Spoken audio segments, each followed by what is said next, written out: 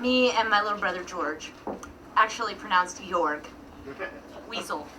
So when we were growing, I was the baby in my family. I come from a family of 7 people.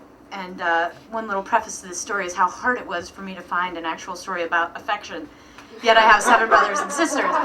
So up until I was about, I guess it was 9, I was the baby of the family and the most beloved. And I enjoyed that. And along came these 2 little adorable identical twins, Jorg and Josef.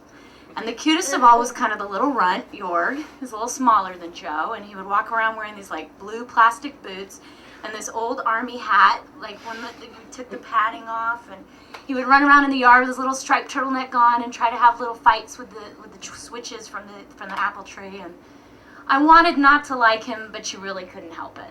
He was the sweetest little kid, and I would scratch his back until he fell asleep at night, singing out-of-tune lullabies.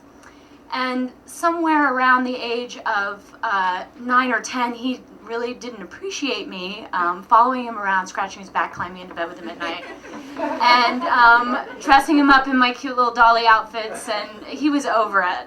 And I wanted him to really like me. And so I spent much of my high school and later years trying very hard to be cool and impress him with how cool I was, bring over my really hot girlfriends, and impress upon my brother my sisterly affection.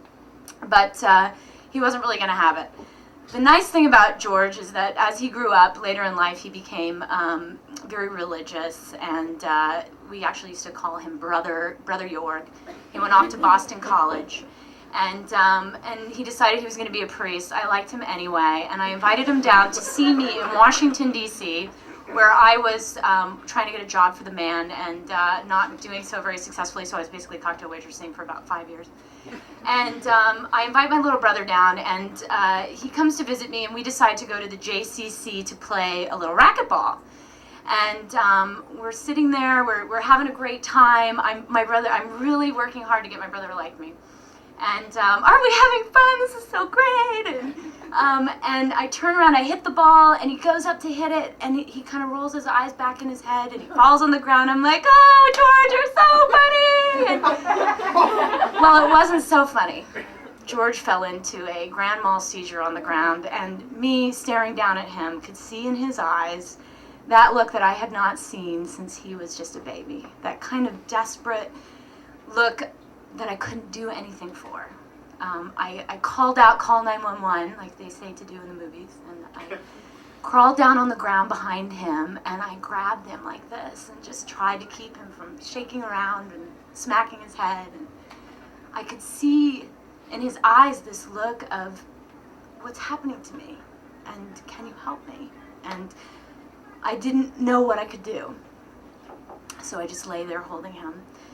And we brought him to the hospital, and he had to stay for a couple of days, and a couple of weeks later he left and he went home, and Dad called and said that Jorg is now an epileptic, and he had had another moment when he got home, and I just didn't know. He felt really uncool around me, and he didn't really want to hang out with me too much anymore or talk to me on the phone, and I wasn't sure if that was because of what happened or because he'd found this new girlfriend and was spending all his time with her. But just a couple months ago, he called me to say, I'm getting married.